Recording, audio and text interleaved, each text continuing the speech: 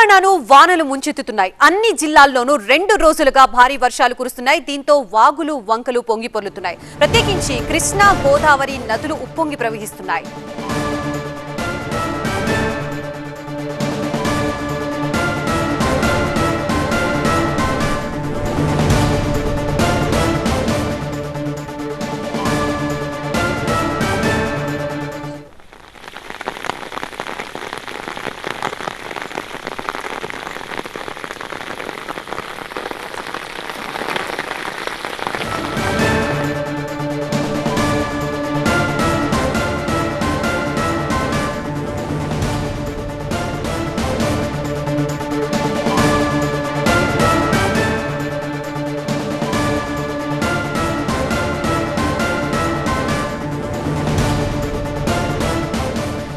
మొత్తంగా తెలంగాణని వానలు ముంచెత్తుతున్నాయి. మనతో పాటు తెలంగాణ వ్యాప్తంగా అసలు వర్షాల ప్రభావం ఏ విధంగా ఉందో తెలియజేయడానికి మా రిపోర్టర్స్ రెడీగా ఉన్నారు. ముందుగా పెద్ది దగ్గరికి వెళ్దాం. పెద్ది, ప్రస్తుతం సిచ్యువేషన్ ఎలాగుంది? పెద్దేశ్, అక్కడ వర్షాభావ ప్రభావం ఏ విధంగా ఉంది? పూర్తి డీటెయిల్స్ ఏంటి?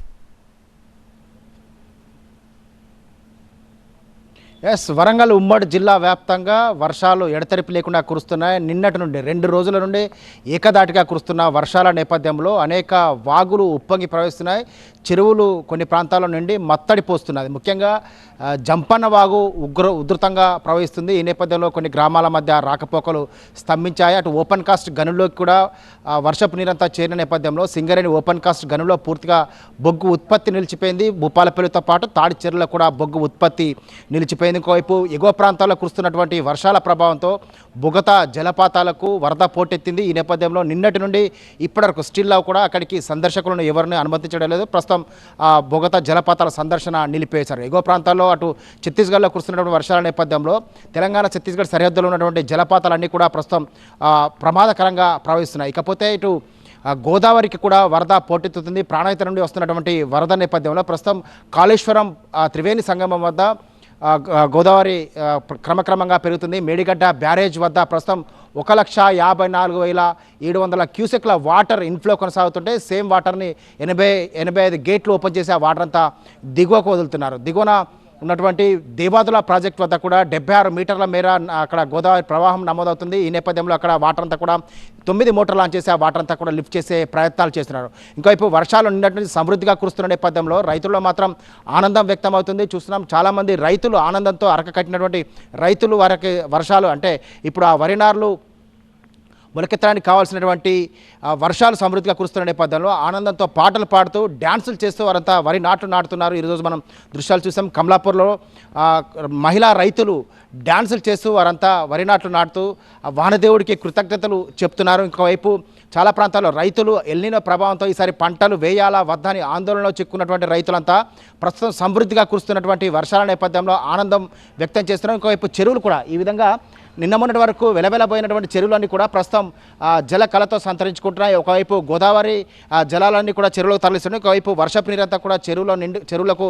చేరుతున్న నేపథ్యంలో ఈ విధంగా చెరువులన్నీ కూడా ప్రస్తుతం నిండుకుండలా మారుతున్నాయి. సో ఈ వర్షాలు ఇదే విధంగా కురిసినట్లయితే ఈసారి పంటలకు అంటే ఎల్లినో ప్రభావాన్ని కూడా ఎల్లినో గండం నుంచి కూడా గట్టెక్కవచ్చు అని చెప్పి రైతులైతే భావిస్తున్నారు. ఇంకోవైపు ఈరోజు వర్షపాతం నమోదైనటువంటి వర్షపాతం పరిశీలించినట్లయితే వాజేడు మండలంలో ములుగు జిల్లాలోని వాజేడు మండలంలో 192 మిల్లీమీటర్ల వర్షపాతం నమోదైంది. వెంకటాపురం మండలంలో 168 మిల్లీమీటర్ల వర్షపాతం నమోదైంది.